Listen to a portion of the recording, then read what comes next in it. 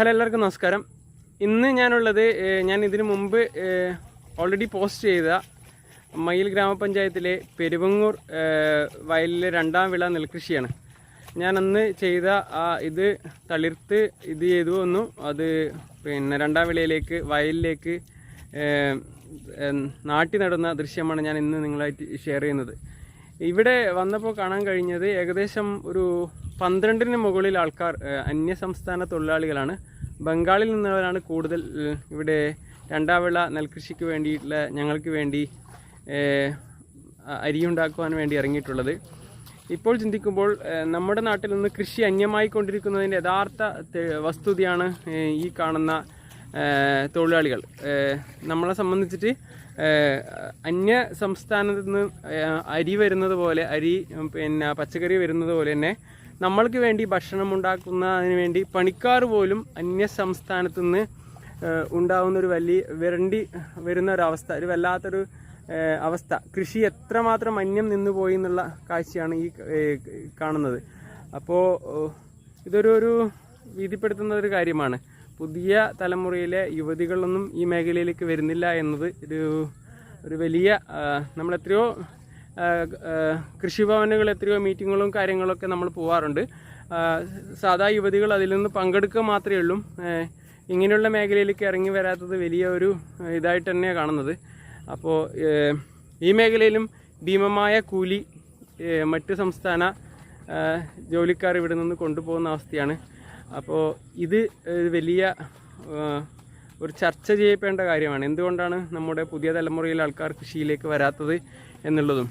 ഇവിടെ എത്തിയപ്പോൾ കാണാൻ കഴിയുന്ന കാഴ്ച, തുലാവർഷത്തിൻ്റെ കുറവ് വളരെ രീതിയിൽ ഇവിടെ അനുഭവപ്പെടുന്നുണ്ട്.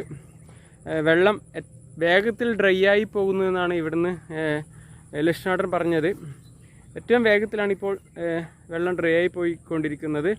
അത് ഏത് രീതിയിലായിരിക്കും ഇനി വരാൻ പോകുന്ന ദിവസങ്ങളിൽ നടക്കുക എന്നുള്ളത് നമുക്ക് നോക്കിക്കാണാൻ പറ്റുന്നതാണ്. അതിൻ്റെ ഒരു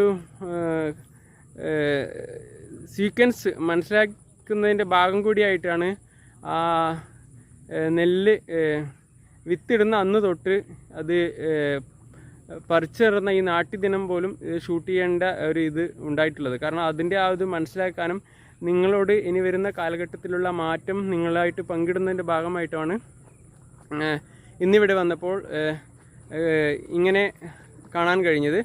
അതിൻ്റെ കൂടെ ഈ തൊഴിലാളികളും ഏകദേശം 12-ൽ മേലെ തൊഴിലാളികൾ ഒരാഴ്ചക്ക് മുകളിലായി ഇവിടെ തുടങ്ങിയിട്ടെന്നാണ് പറയുന്നത്. ഈ വലിയ ഏരിയ ഇനി ആ മേഖലയിലേക്ക് ഇനി നട്ട് തീർക്കാനുള്ള ഒരു ഇതുണ്ട്.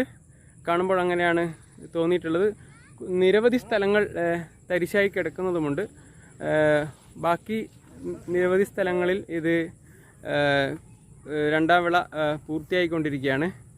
അപ്പോൾ ഇവിടെ വന്നപ്പോൾ കാണാൻ കഴിഞ്ഞ ഇത് അന്യ സംസ്ഥാനത്ത് നിന്ന് ഭക്ഷ്യ സാധനങ്ങൾ വരുന്നത് പോലെ തന്നെ നമ്മുടെ കാർഷിക മേഖലയിലേക്ക് കൂടുതൽ തൊഴിലാളികൾ, പ്രത്യേകിച്ചും നമ്മുടെ പാരമ്പര്യമായ നെൽകൃഷിയിലേക്ക് പോലും അന്യ സംസ്ഥാനത്ത് നിന്നുള്ള തൊഴിലാളികൾ ജോലി എടുക്കേണ്ട ഒരവസ്ഥ ഇവിടെ വന്നു കഴിഞ്ഞു എന്നുള്ളതും നമ്മുടെ ഒരു പോക്ക്, കാർഷിക മേഖലയിൽ നിന്നുള്ള നമ്മുടെ പോക്ക് എവിടെയാണെന്നാണ് നമുക്കിതിൽ കൂടി മനസ്സിലാക്കാവുന്നതാണ്.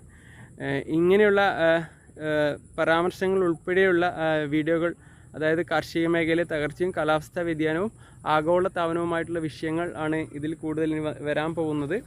അതിൻ്റെ കൂടെ മറ്റുള്ള കുറച്ച് കാര്യങ്ങളും ഉണ്ടാവും. നിങ്ങൾ ഈ ചാനൽ പുതിയ തലമുറയിലേക്ക് സബ്സ്ക്രൈബ് ചെയ്തുകൊണ്ട് ഷെയർ ചെയ്തുകൊണ്ട് എത്തിക്കുക എന്ന് പറഞ്ഞുകൊണ്ട് ഇന്നത്തെ വീഡിയോ നിർത്തുന്നു. എല്ലാവർക്കും നന്ദി, നമസ്കാരം.